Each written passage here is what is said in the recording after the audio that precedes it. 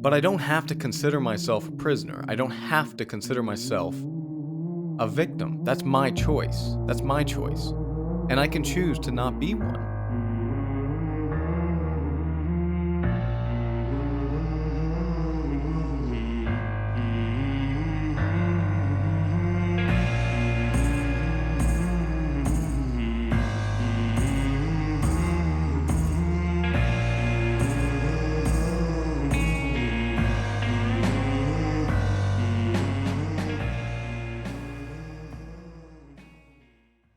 Do you remember cousin Orson?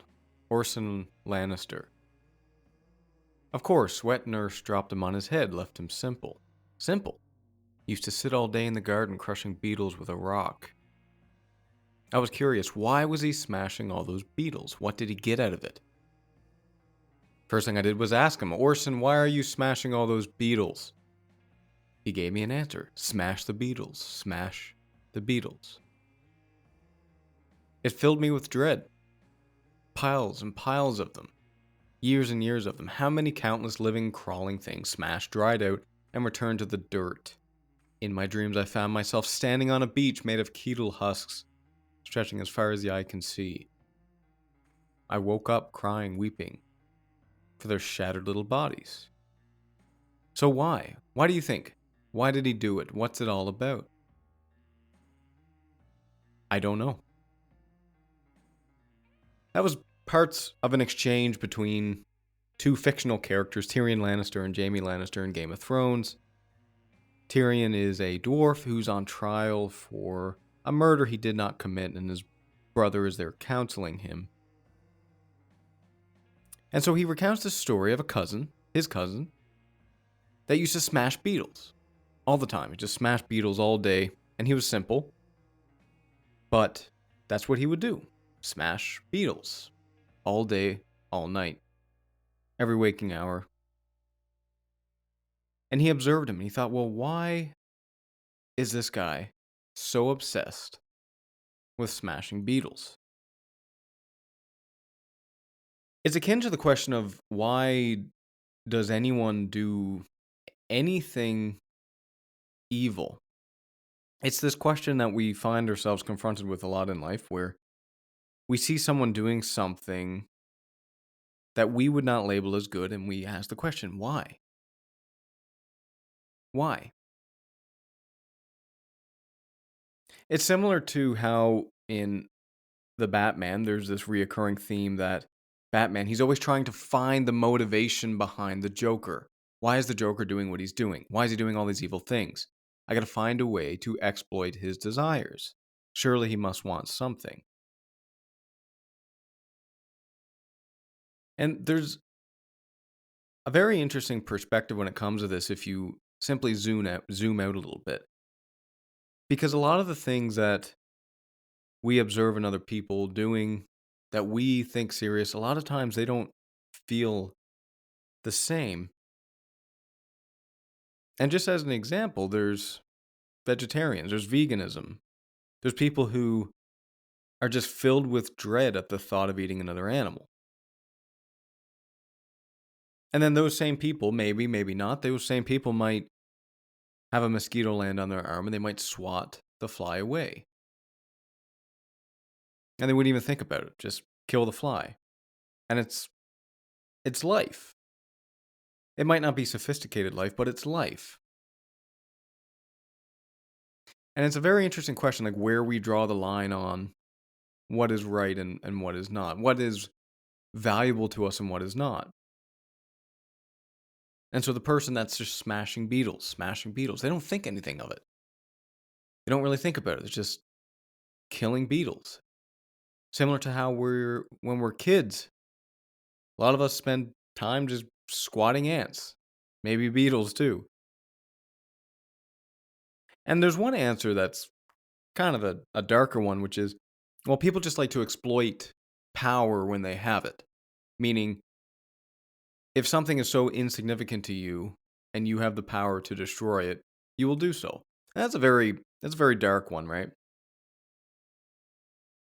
Nevertheless, it kind of begs this question of, like, why do people do evil things? And so in this scene where Tyrion is describing this smashing of the beetles, he's telling the story, and he picks up this little bug off the floor. He picks up the bug, and the bug is crawling around his hand. And when he finishes the story, he sets the bug back on the ground, and the bug crawls away. And so he's sitting here in the cell, and he is on trial for murder,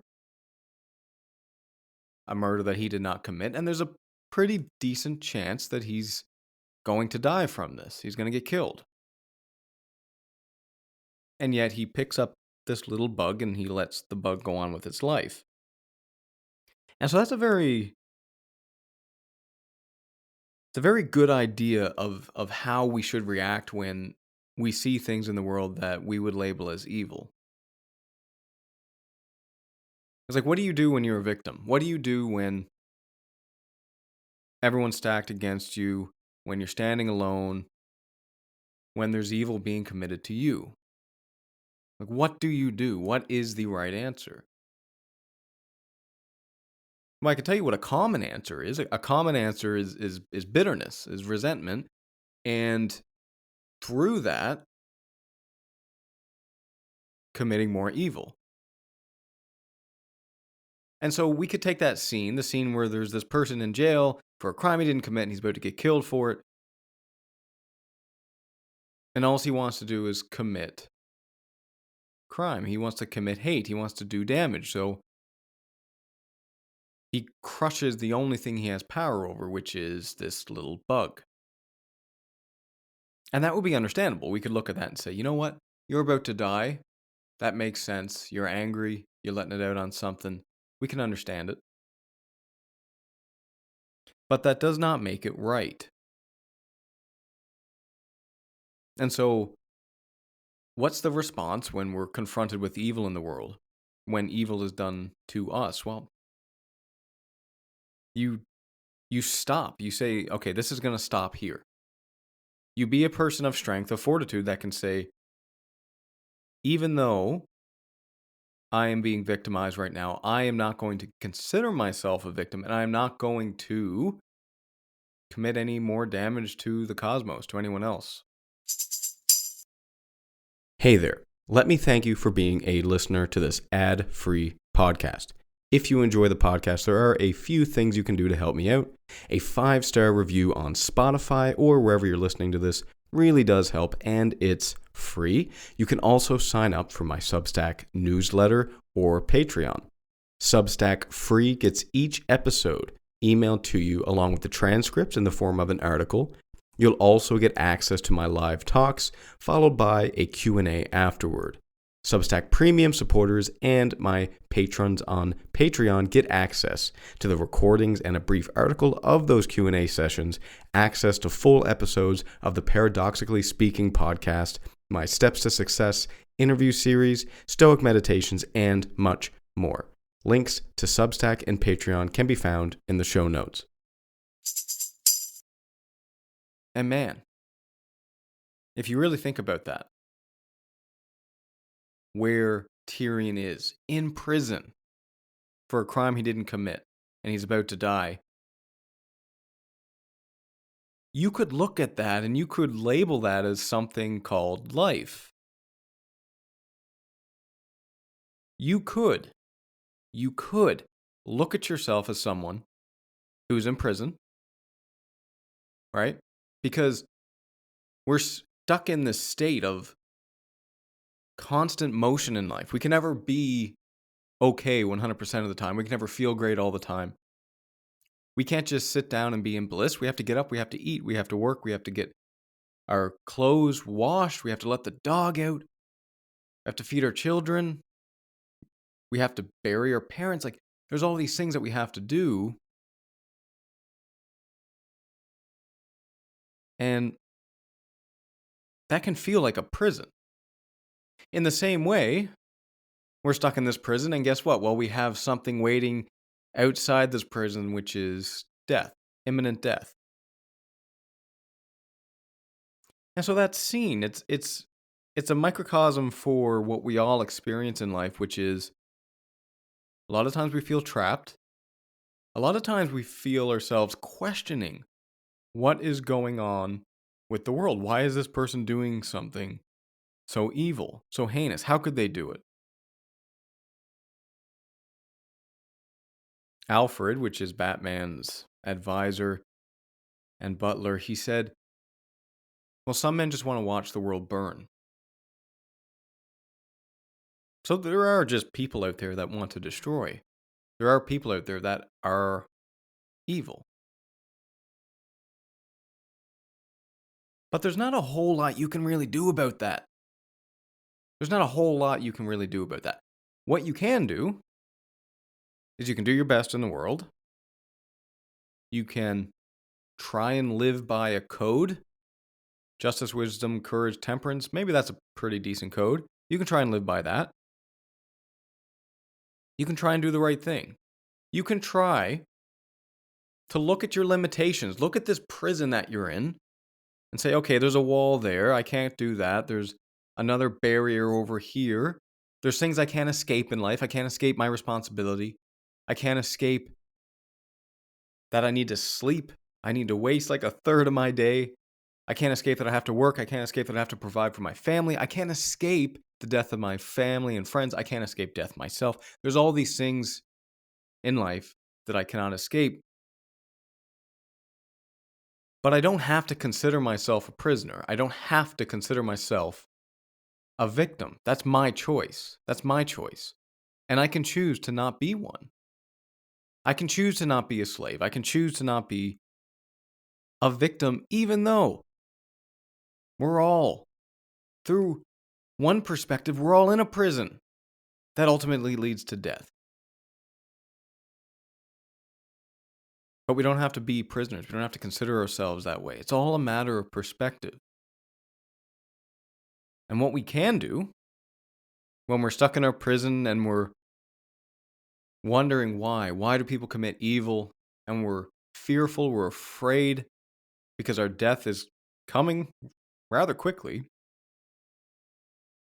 we can look at another innocent creature. We can look at a bug that's just walking by, minding his own business, and we can say,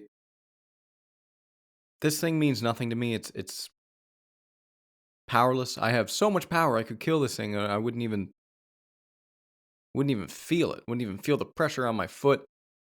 But why? Why can't I just let bygones be bygones? Why can't I just let this creature live? Why can't I just be strong enough to take the load that is life, to take all the adversity that comes with it, and not make more unnecessary suffering for other creatures? So let's get back to Tyrion's question. Why? Why did he do it? Why do people do evil things? That's a question for the philosophers. But for the practicing Stoics, it really doesn't matter because your response is the same. Your response is the same, which is live by the virtues, regardless of how other people act. Be the only one that stands up. Be the only one that's doing things right, if that's what it takes. And let the rest of the cosmos get on with their life. Let things wash by you. Let things wash over you like a duck in the water. Sure, as a philosopher, maybe it's good to ponder why do people do evil things. As a psychologist, maybe it's a good idea. Let's consider that. Let's think about it. Let's find the root cause. But as a Stoic, it's